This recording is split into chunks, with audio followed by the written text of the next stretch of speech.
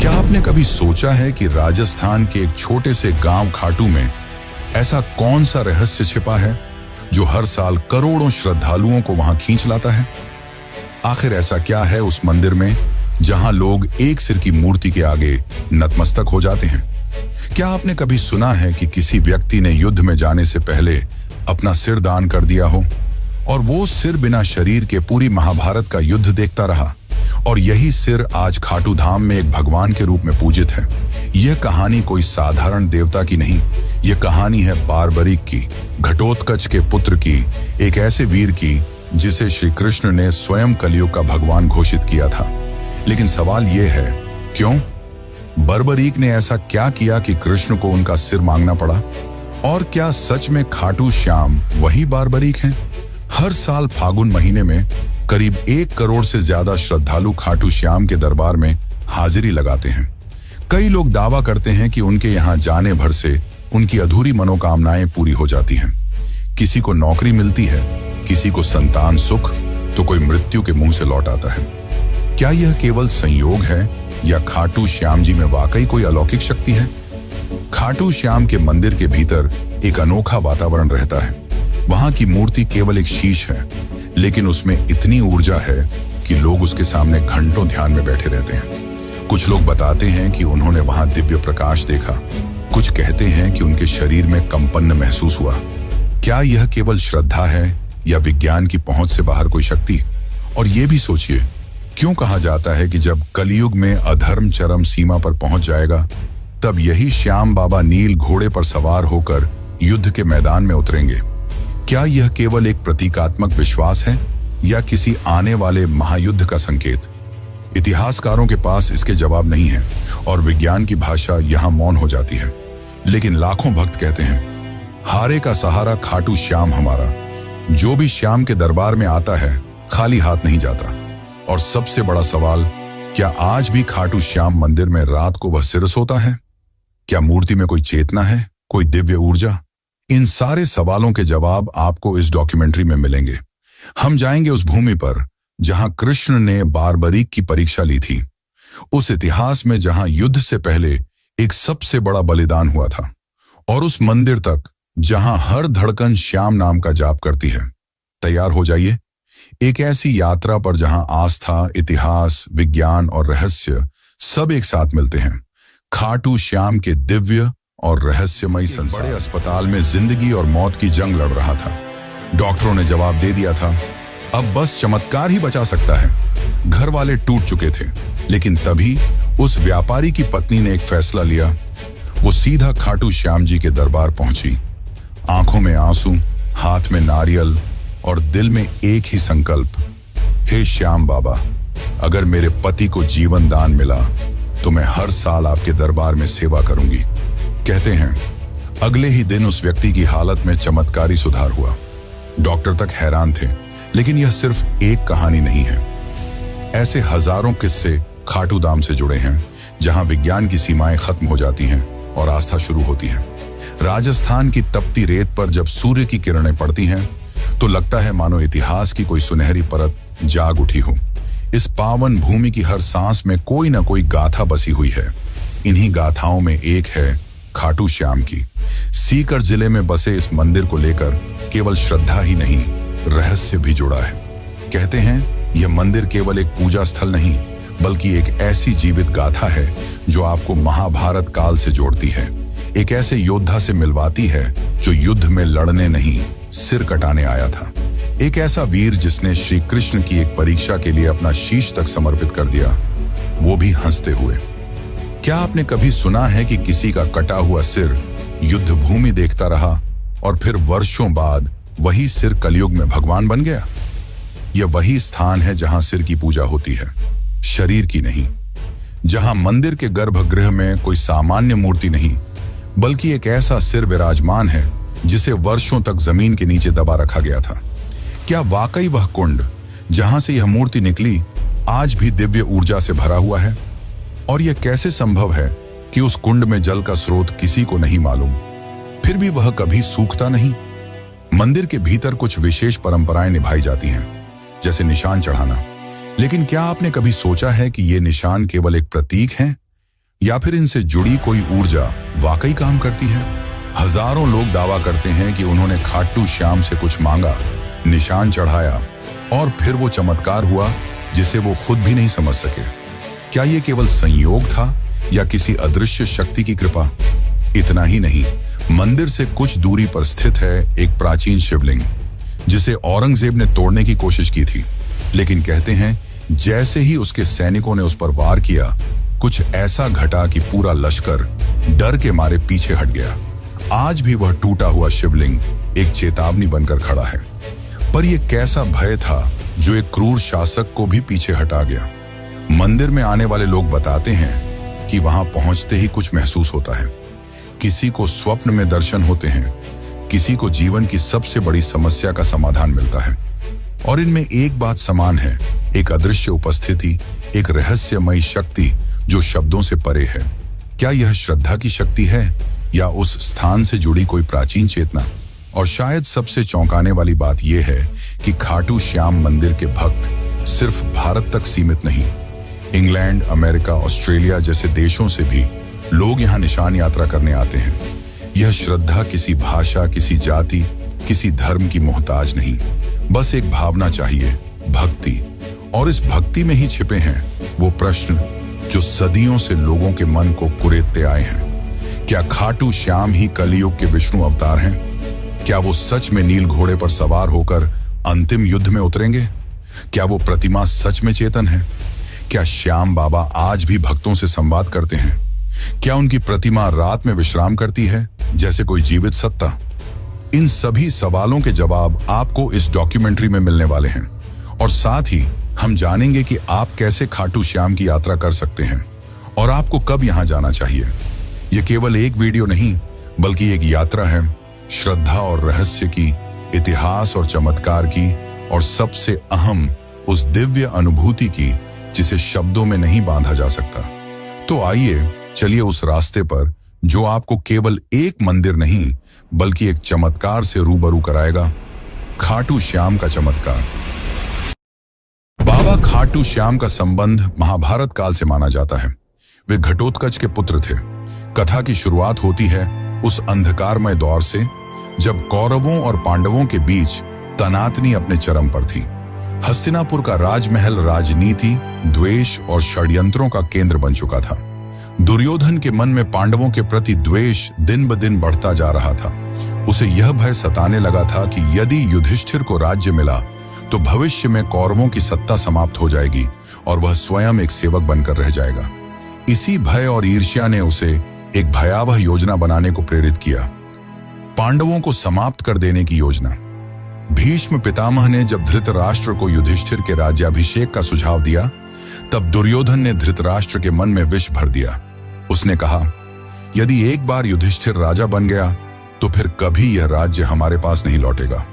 धृतराष्ट्र युधिष्ठिर को योग्य मानते थे, लेकिन दुर्योधन के आग्रह के सामने वह असहाय हो गए और पांडवों को वाराणावत भेजने का निर्णय ले लिया। लेकिन यह सिर्फ एक यात्रा नहीं थी, यह एक घातक जाल था। दुर्योधन ने वाराणावत में एक महल बनवाया, ऐसा महल जो बाहर से तो वैभवशाली दिखता था, लेकिन भीतर से एक अग्निपाश था। लाक्षागृह यानी वह भवन लाख, चर्बी, सूखी घास और अन्य ज्वलनशील वस्तुओं से बना था। उसका इरादा था कि एक रात जब पांडव गहरी नींद में हों, उस महल को आग लगाकर उन्हें सदा के लिए समाप्त कर दिया जाए। लेकिन नियति ने इस षड्यंत्र को असफल करने के लिए एक और योजना रची थी, और उसमें शामिल थे विदुर। उन्हें इस षड्यंत्र का आभास हुआ और उन्होंने पांडवों को गूढ़ संकेतों में आगाह किया। विदुर ने सुरंग खुदवाने वाले कारीगर को भेजा और कहा कि एक गुप्त रास्ता वन तक बनवा लिया जाए ताकि आपातकाल में जीवन बचाया जा सके। फिर वह रात आई जब पुरोचन ने महल को अग्नि के हवाले करने की योजना बनाई, लेकिन इस योजना से पहले ही भीम ने प्रतिकार किया। अग्नि वहीं फैली, लेकिन अपने साथ पुरोचन उसकी योजना और निर्दोष भीलनी को भी ले गई। उधर पांडव सुरक्षित सुरंग से निकलकर हिंडनी नदी के किनारे पहुंचे और विदुर द्वारा भेजी गई नौका में सवार होकर दूर एक घने जंगल में जा पहुंचे। और यहीं से प्रारंभ होती है एक नई कथा, एक वीर योद्धा, एक राक्षसी कन्या और एक ऐसे पुत्र की गाथा जो आगे चलकर 3 बाणों से युद्ध का रुख बदलने की शक्ति रखता था। इस जंगल में रहते थे हिडिंब और उसकी बहन हिडिंबा। हिडिंब एक नरभक्षी राक्षस था जो मानव मांस खाकर जीता था। उसने अपनी बहन को आदेश दिया कि जंगल में विचरते पांडवों को मारकर उसका भोजन तैयार करे, लेकिन नियति ने इस कहानी को कुछ और ही रूप देना तय किया था। जब हिडिंबा भीम के सामने पहुंची तो वह उसके वीर व्यक्तित्व और तेजस्विता पर मोहित हो गई। राक्षसी होते हुए भी उसके भीतर प्रेम की एक ज्योति जल उठी। भीम की रक्षा करते हुए हिडिंबा अपने भाई से विरोध कर बैठी। इससे नाराज होकर हिडिंब ने भीम पर आक्रमण किया और फिर शुरू हुआ एक घमासान संग्राम। यह युद्ध शक्ति और छल का नहीं, बल्कि धर्म और अधर्म के बीच था। अंततः भीम ने हिडिंब को परास्त कर मार गिराया। इसके बाद हिडिंबा ने भीम के सामने विवाह का प्रस्ताव रखा। पहले तो भीम ने उसे अस्वीकार कर दिया, लेकिन जब माता कुंती ने हस्तक्षेप किया और एक शर्त रखी कि विवाह के बाद संतान प्राप्ति तक ही वह साथ रहे, तो यह विचित्र विवाह संपन्न हुआ। जंगल में उनका गंधर्व विवाह हुआ और वहीं जन्म हुआ एक तेजस्वी बालक का, घटोत्कच। घटोत्कच का व्यक्तित्व भीम जैसा ही था, बलशाली, पराक्रमी और न्यायप्रिय। कालांतर में उसका विवाह दैत्यराज मुरा की पुत्री अहिलावती से हुआ और उनके 2 पुत्र हुए, अंजनपर्वा और बर्बरीक। बर्बरीक यानी वह योद्धा जिसकी गाथा आगे चलकर काल के गर्व को चूर कर देगी। वह बालक जिसने बाल्यकाल में ही शिव की तपस्या की और उनसे 3 अमोघ बाणों का वरदान पाया, और यह वही 3 बाण थे जिनसे वह किसी भी युद्ध में संपूर्ण सेना का अंत कर सकता था। मात्र 3 बाणों से, लेकिन उसकी वीरता से भी अधिक अद्भुत थी उसकी सत्यनिष्ठा। अपनी माता से किए एक वचन ने उसे एक ऐसे मार्ग पर ला खड़ा किया जहां से इतिहास की धारा मुड़ गई। वह वचन था, मैं सदा हारे की ओर से युद्ध करूंगा, और यहीं से प्रारंभ होता है खाटू श्याम बनने की ओर उसका अंतिम सफर। घटोत्कच और अहिलावती का वह तेजस्वी पुत्र बर्बरीक बचपन से ही असाधारण प्रतिभा का धनी था। उसकी आंखों में वीरता की चमक थी और हृदय में धर्म की लौ। वह युद्ध विद्या, अस्त्र शस्त्र, नीति और तपस्या में अपराजय था, लेकिन उसकी सबसे बड़ी शक्ति थी उसकी आस्था। जब वह थोड़ा बड़ा हुआ, उसकी माता अहिलावती ने उसे एक दिव्य उद्देश्य के लिए तैयार किया। उन्होंने उसे भगवान शिव की कठोर तपस्या करने को प्रेरित किया। बर्बरीक ने तप की आग में अपने शरीर को तपाया और उसकी भक्ति से प्रसन्न होकर महादेव ने उसे 3 अमोघ बाणों का वरदान दिया। ये बाण कोई साधारण बाण नहीं थे। ये बाण ऐसे थे कि एक से लक्ष्य को चिह्नित किया जा सकता था, दूसरे से उसका संहार और तीसरे से उसे वापस बुलाया जा सकता था। कहा जाता है कि मात्र इन 3 बाणों से वह समस्त पृथ्वी की सेनाओं का अंत कर सकता था। समय बीतता गया और युद्ध का वह क्षण समीप आ गया जिसे महाभारत के नाम से जाना जाता है। कुरुक्षेत्र की भूमि पर धर्म और अधर्म आमने सामने थे। सभी योद्धा एकत्र हो चुके थे। उसी समय बर्बरीक ने युद्ध भूमि में जाने का निश्चय किया। वह युद्ध में भाग लेना चाहता था क्योंकि उसका हृदय न्याय के लिए धड़कता था, परंतु उसकी मां से लिया गया वचन अब उसके रास्ते में खड़ा था। उसने प्रण लिया था कि वह सदैव हारे हुए पक्ष की ओर से लड़ेगा। कुरुक्षेत्र जाते हुए जब वह अपने नीले रंग के घोड़े पर सवार होकर चला तो मार्ग में एक ब्राह्मण ने उसका रास्ता रोक लेता है। लेकिन वह कोई साधारण ब्राह्मण नहीं था। वह स्वयं भगवान श्री कृष्ण थे जो उसकी शक्ति और उसके निर्णय की परीक्षा लेना चाहते थे। कृष्ण ने मुस्कुराकर पूछा, वत्स, तुम कहां जा रहे हो? बर्बरीक ने उत्तर दिया, हे ब्राह्मण, मैं महाभारत के युद्ध में जा रहा हूं। मेरा कर्तव्य है कि मैं उस पक्ष के लिए युद्ध करूं जो हार रहा हो। कृष्ण ने उसकी वीरता पर संदेह नहीं किया, लेकिन उसके निर्णय से उत्पन्न होने वाले परिणामों की गहराई को समझाना आवश्यक था। उन्होंने पूछा, यदि तुम केवल हारे हुए पक्ष की ओर से लड़ोगे तो युद्ध का क्या होगा? बर्बरीक ने गंभीरता से उत्तर दिया, जहां हार होगी मैं वहां जाऊंगा, और जिस ओर मैं जाऊंगा वह जीत जाएगी। यह सुनकर श्री कृष्ण का हृदय कांप उठा। उन्हें स्पष्ट हो गया कि यदि बर्बरीक युद्ध भूमि में उतर गया तो युद्ध का संतुलन टूट जाएगा। धर्म और अधर्म की रेखाएं धुंधली हो जाएंगी। पांडवों की विजय असंभव हो सकती थी। तभी उन्होंने बर्बरीक की परीक्षा ली। उन्होंने एक वृक्ष की ओर इशारा करते हुए कहा, अगर तुम इतने पराक्रमी हो तो इन पत्तों को एक बाण से भेद कर दिखाओ। बर्बरीक ने ध्यान लगाकर अपना पहला बाण चलाया और वह बाण वृक्ष के हर पत्ते को छेदने निकल पड़ा, लेकिन एक पत्ता बच गया जो श्री कृष्ण ने अपने चरणों तले छुपा लिया था। बाण हवा में घूम रहा था, खोज रहा था और अंत में श्री कृष्ण के चरणों के पास रुक गया। तब बर्बरीक ने बड़े विनम्र भाव से कहा, हे ब्राह्मण, कृपया अपना चरण हटा लें, वरना यह बाण आपको घायल कर देगा। श्री कृष्ण मुस्कुराए। उन्हें उस क्षण वह विराट पुरुष दिखाई दिया जिसमें वीरता और विनम्रता दोनों का अद्भुत मेल था। अब समय था अंतिम परीक्षा का। कृष्ण बोले, हे वीर, क्या तुम मुझे एक दान दे सकते हो? बर्बरीक ने बिना झिझक कहा, हे ब्राह्मण, जो भी मांगेंगे मैं अर्पित करूंगा। तब श्री कृष्ण ने कहा, मैं तुमसे तुम्हारा शीश मांगता हूं। क्षण भर को सन्नाटा छा गया, लेकिन न तो बर्बरीक भयभीत हुआ न विचलित। उसने बस एक आग्रह किया, हे ब्राह्मण, आप अपने असली रूप में प्रकट हों, क्योंकि ऐसा दान कोई सामान्य व्यक्ति नहीं मांग सकता। तभी श्री कृष्ण ने अपना विराट स्वरूप प्रकट किया। चतुर्भुज, पीतांबरधारी, सुदर्शनधारी, चंद्रवदन श्रीहरि के रूप में। बर्बरीक ने हाथ जोड़ ली।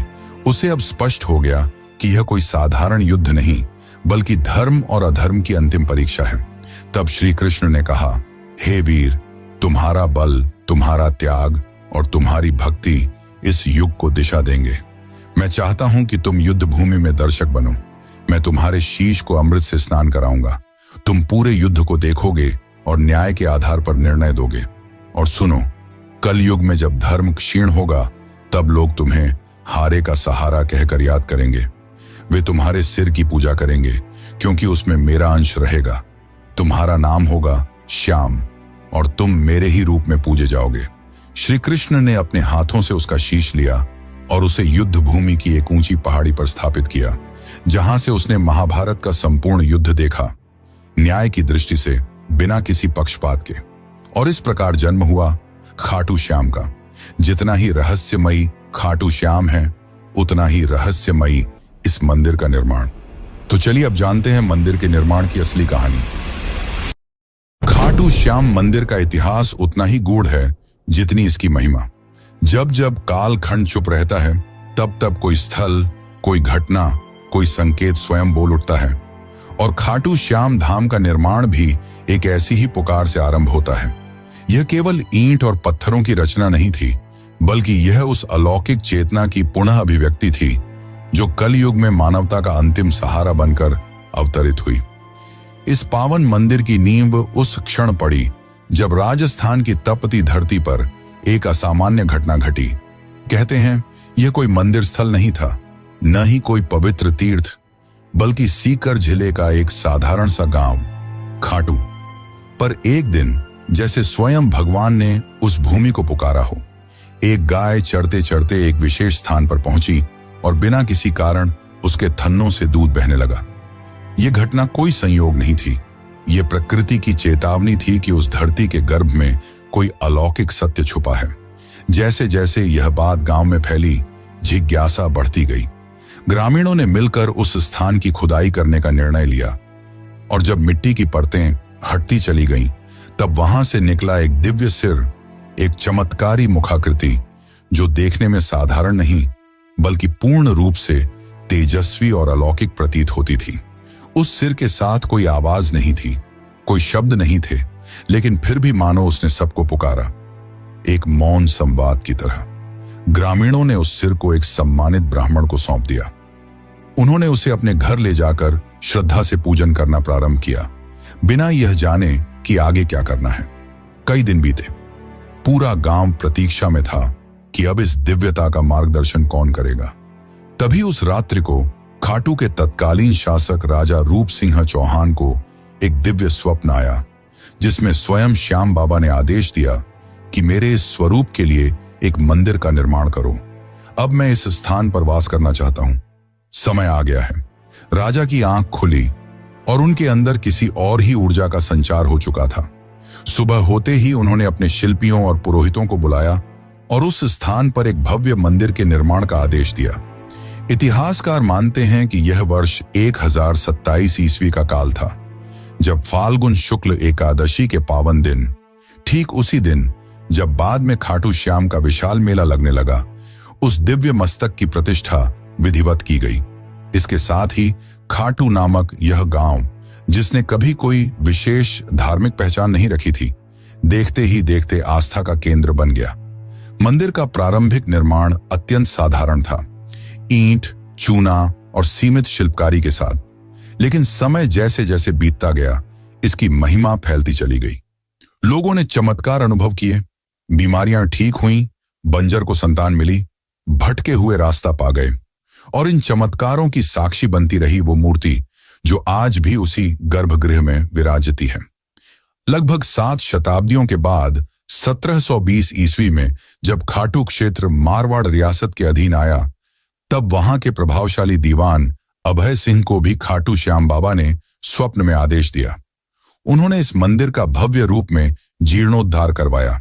संगमरमर की नक्काशी, सोने चांदी से अलंकृत द्वार और विशेष प्रकार के दुर्लभ पत्थरों से गर्भगृह की सज्जा की गई। ये वही मूर्ति है जो आज भी खाटू के मंदिर में स्थापित है, और मान्यता है कि यह किसी साधारण पत्थर की नहीं, बल्कि कृष्णकालीन श्याम वर्ण चित्त की प्रतीक शिला की है। मंदिर का वास्तु भी अद्भुत है। इसके शिखर पर लहराता ध्वज बाबा के उस संकल्प का प्रतीक है जो उन्होंने महाभारत युद्ध के पूर्व कृष्ण से किया था। मैं उस ओर रहूंगा जो धर्म की ओर होगा। और गर्भगृह की शांति एक ऐसी अनुभूति देती है कि मानो स्वयं श्याम बाबा आपकी सांसों की गति पढ़ रहे हों। खाटू श्याम मंदिर आज न केवल एक धार्मिक स्थल है, बल्कि एक जीवित परंपरा है। फाल्गुन मेला, लक्खी यात्राएं, निशान यात्रा, खाटू नरेश के जयकारे और वो भजन, श्याम तेरी बंसी पुकारे राधा नाम, ये सब मिलकर इस मंदिर को केवल एक स्थान नहीं, बल्कि एक आध्यात्मिक ऊर्जा का केंद्र बनाते हैं। कई विद्वान मानते हैं कि यह मंदिर इतिहास और अध्यात्म के बीच का एक जीवन संगम है। जहां सिर्फ दर्शन नहीं होते, वहां एक भरोसा जन्म लेता है कि जब कोई हारा हुआ इस दरबार में आता है, तो बाबा उसे फिर से जीवन से जोड़ देते हैं। तो जब अगली बार आप खाटू श्याम के दर्शन करें, तो सिर झुकाएं, केवल एक मन्नत के लिए नहीं, बल्कि उस त्याग के लिए जिसने युद्ध छोड़कर सेवा चुनी, और उस धरोहर के लिए जिसने कलयुग में भी भक्तों को विश्वास से जोड़े रखा। खाटू धाम में जहां एक ओर बाबा श्याम का भव्य मंदिर भक्तों की श्रद्धा का केंद्र बना हुआ है, वहीं इस स्थान का सबसे रहस्यमयी और चमत्कारिक स्थल है श्याम कुंड।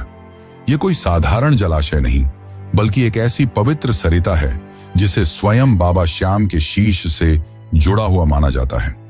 मान्यता है कि जब उस दिव्य मस्तक को धरती की गर्द से निकाला गया था, ठीक उसी स्थान पर यह कुंड प्रकट हुआ, और तभी से यह कुंड केवल जल का स्रोत नहीं रहा, यह बना भक्तों की आत्मा को शुद्ध करने वाला एक अलौकिक स्नान तीर्थ। कहते हैं इस कुंड में डुबकी लगाने मात्र से जीवन भर के पाप मिट जाते हैं। श्रद्धालु जब यहाँ आते हैं तो आंखों में आंसू, हाथ जोड़कर, सीने में उम्मीद और आत्मा में पश्चाताप लेकर श्याम कुंड की ओर बढ़ते हैं। हर डुबकी, हर प्रार्थना एक कहानी होती है, किसी की टूटी उम्मीद जुड़ने की, किसी की बिगड़ी तकदीर सुधरने की।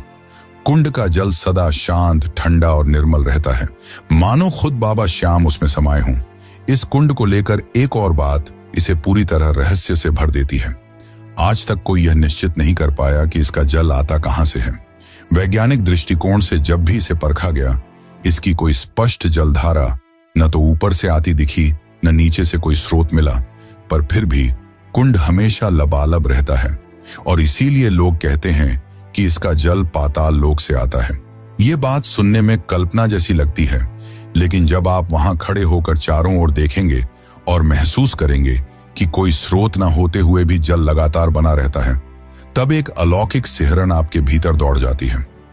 यह कुंड अपने आप में एक मौन चमत्कार है, जो सिर्फ आंखों से नहीं, हृदय से महसूस किया जा सकता है। श्याम कुंड से कुछ ही दूरी पर स्थित है दो और पवित्र स्थल, गौरी शंकर मंदिर और गोपीनाथ मंदिर। इनमें से गौरी शंकर मंदिर के साथ जुड़ी एक कथा दिल को झकझोर कर रख देती है। यह घटना तब की है जब मुगल सम्राट औरंगजेब की सेना ने इस पावन स्थल को निशाना बनाया था। धार्मिक स्थलों को नष्ट करना उसकी नीति थी, और खाटू भी उसकी लिस्ट में आ गया था। उसकी सेना जब इस मंदिर को गिराने पहुंची तो सबसे पहले शिवलिंग पर भालों से प्रहार किया गया। परंतु उस क्षण कुछ ऐसा घटित हुआ जिसे देखकर सैनिकों की रूह कांप उठी। जैसे ही भाले शिवलिंग से टकराए, वहां से रक्त की धार फूट पड़ी। यह कोई कल्पना नहीं थी। वहां उपस्थित सैकड़ों लोगों ने स्वयं अपनी आंखों से वह दृश्य देखा। यह मानो शिवजी का प्रत्यक्ष आक्रोश था जो उन्हें अपनी रक्षा के लिए जगाना पड़ा। सैनिक घबरा गए, उनके हाथ कांपने लगे और वे डर के मारे वहीं से भाग खड़े हुए। और आज भी सैकड़ों साल बीत जाने के बाद भी उस शिवलिंग पर भाले के निशान स्पष्ट रूप से देखे जा सकते हैं। वो घाव जो उस दिन धर्म की रक्षा में स्वयं भगवान ने झेले थे। इस घटना के बाद किसी भी आक्रमणकारी की हिम्मत नहीं हुई कि वह इस धाम की ओर आंख उठाकर भी देखें। राजस्थान की राजधानी जयपुर से लगभग 80 किलोमीटर दूर स्थित यह खाटू धाम आज भले ही भक्तों का तीर्थ है, पर हर ईंट, हर दीवार, हर मोड़ किसी चमत्कार, किसी त्याग और किसी पुकार की कहानी कहती है। यहां केवल यात्रा नहीं होती, यहां होता है एक आध्यात्मिक विसर्जन, जहां लोग अपने भूतकाल, अपने कर्म, अपने दुखों को छोड़कर वापस एक नए जीवन के साथ लौटते हैं। इस धाम तक पहुंचने के लिए अक्सर रिंग्स के मार्ग की सिफारिश की जाती है और यह रास्ता भी प्रतीक बन जाता है उस भावनात्मक यात्रा का। तो चलिए, अब मैं आपको लेकर चलता हूं एक ऐसी यात्रा पर जो सिर्फ पैरों से नहीं बल्कि दिल से पूरी की जाती है। यह यात्रा है खाटू श्याम जी के दरबार की, जो आपको भीतर तक छू जाती है। मान लीजिए कि आप तय कर चुके हैं, इस बार बाबा श्याम के दर्शन जरूर करने हैं। आप सुबह सुबह अपने घर से निकलते हैं, दिल में एक अजीब सी हलचल लिए, जैसे कोई आपको खींच रहा हो। रास्ते भर हारे का सहारा बाबा श्याम हमारा की धुन जैसे हर सांस में गूंजती रहती है। आप जयपुर, दिल्ली, चंडीगढ़ या देश के किसी भी कोने से यात्रा शुरू करें, ज्यादातर लोग खाटू श्याम पहुंचने के लिए रिंग्स स्टेशन का रुख करते हैं। यह स्टेशन खाटू धाम से लगभग 17 से 18 किलोमीटर की दूरी पर स्थित है। जैसे ही ट्रेन स्टेशन पर रुकती है, आप देखेंगे कि सैकड़ों लोग पहले से बाबा की जयकारों के साथ तैयार खड़े हैं। स्टेशन से बाहर निकलते ही आपको हर तरफ श्याम भक्त नजर आएंगे। कोई दंडी यात्रा कर रहा है, कोई निशान लेकर चल रहा है, कोई नंगे पांव, कोई माथे पर गुलाल लगाए, आंखों में आस्था लिए बाबा की ओर बढ़ता चला जा रहा है। अगर आप पैदल यात्रा करना चाहते हैं तो रिंग्स से खाटू श्याम तक की ये लगभग 17 किलोमीटर की यात्रा आपके लिए एक तपस्या जैसी बन जाती है। रास्ते में भक्त भजन गाते हुए चलते हैं, श्याम तेरे भक्त दीवाने जैसे गीत हवा में गूंजते हैं। जगह जगह पर लंगर लगे होते हैं, जहां स्थानीय लोग और स्वयंसेवी संस्थाएं श्रद्धा से भोजन, पानी और विश्राम की व्यवस्था करते हैं। कोई आपको कंधा पकड़कर आगे बढ़ाता है, कोई पंखा झलता है और कोई आपके पैर दबा देता है। ये वो यात्रा है जहां अजनबी भी अपने से लगते हैं। अगर आप पैदल नहीं चल सकते या समय कम है तो ऑटो, टैक्सी, बसें भी आसानी से उपलब्ध हैं, जो आपको सीधे मंदिर के निकट ले जाती हैं। लेकिन जो मजा उस पैदल यात्रा में है वो शब्दों में नहीं बताया जा सकता। वो तो खुद चलकर ही महसूस किया जा सकता है। जैसे जैसे आप मंदिर के निकट पहुंचते हैं, हवा की खुशबू बदलने लगती है। गुलाल, चंदन, अगरबत्ती, फूलों की मिलीजुली महक मन को शांति देती है। मंदिर के बाहर आपको बड़ी संख्या में दुकानें मिलेंगी, जहां से आप प्रसाद, चुनरी, निशान, माला और बाबा के वस्त्र ले सकते हैं। कुछ श्रद्धालु यहां से बाबा के लिए विशेष भेंट लेकर जाते हैं। कतार में लगने से पहले आप अपने पैरों को श्याम कुंड के शीतल जल में धो सकते हैं। मान्यता है कि यहां स्नान करने से आत्मा तक शुद्ध हो जाती है। फिर आती है वो घड़ी जिसका इंतजार आपने न जाने कितने दिनों से किया होता है, दर्शन की घड़ी। कतारें लंबी हो सकती हैं, लेकिन बाबा का दरबार ऐसा है कि कोई थकता नहीं। मंदिर परिसर में भजन मंडली लगातार श्याम राग गा रही होती है। जैसे ही आप गर्भगृह में प्रवेश करते हैं और सामने बाबा श्याम की मूर्ति दिखती है, वो नीली श्याम रंग की आंखें, मोर पंख, श्रृंगार से सजे स्वरूप को देखकर ऐसा लगता है जैसे बाबा अभी बोल पड़ेंगे। उस पल में समय जैसे रुक जाता है, सांसें थम जाती हैं और आंखें नम हो जाती हैं। दर्शन के बाद आप वहीं मंदिर परिसर में बैठकर कुछ देर आंखें बंद कर लें तो लगेगा जैसे जीवन में जो उलझनें थीं वो हल हो गईं। बाबा की कृपा सिर पर महसूस होने लगती है। मंदिर के पास ही आपको भव्य हवन कुंड मिलेगा, जहां श्रद्धालु अपनी मनोकामनाओं की पूर्ति के लिए आहुति देते हैं। मंदिर के बाहर आपको प्याऊ, प्रसाद वितरण केंद्र और आराम के लिए साधु संतों की छांव में बैठने का भी अवसर मिलेगा। अब जब आप वापसी के लिए कदम बढ़ाते हैं तो मन भारी हो जाता है। लगता है काश थोड़ी देर और रुक सकते, पर बाबा का आशीर्वाद लेकर लौटना ही होता है। साथ में लेकर जाते हैं उस यात्रा की स्मृतियां, वो चांटिंग की गूंज, वो प्रसाद की मिठास, वो कुंड की ठंडक और बाबा के दर्शन की गर्माहट।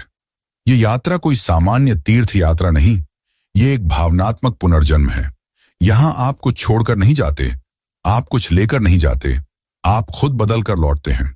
और जब कोई आपसे पूछता है कि कैसा रहा खाटू श्याम जी का सफर, तो आप मुस्कुराकर कहते हैं, बाबा ने बुलाया था और सब कुछ बदल गया। तो दोस्तों, अगर आपको ये खाटू श्याम जी की रहस्यमयी और भावनाओं से भरी यात्रा पसंद आई हो, तो इस वीडियो को एक प्यारा सा लाइक जरूर दीजिए और कमेंट में जय श्री श्याम लिखकर अपने भाव प्रकट कीजिए। ऐसे ही अद्भुत और दिल छू लेने वाले आध्यात्मिक रहस्यों से जुड़ी कहानियां पाने के लिए सब्सक्राइब जरूर करें और बेल आइकॉन दबा दें, ताकि अगली वीडियो की घंटी सबसे पहले आपके पास बजे। और क्या आपको पता है दुनिया के सबसे अमीर मंदिर के चौंकाने वाले रहस्यों के बारे में, जहां चुपचाप छिपा है एक ऐसा रहस्य जो सुनकर आप भी चौंक जाएंगे। तिरुपति बालाजी मंदिर के चौंकाने वाले रहस्य, बस यहां पर क्लिक कीजिए और अगली यात्रा शुरू कीजिए।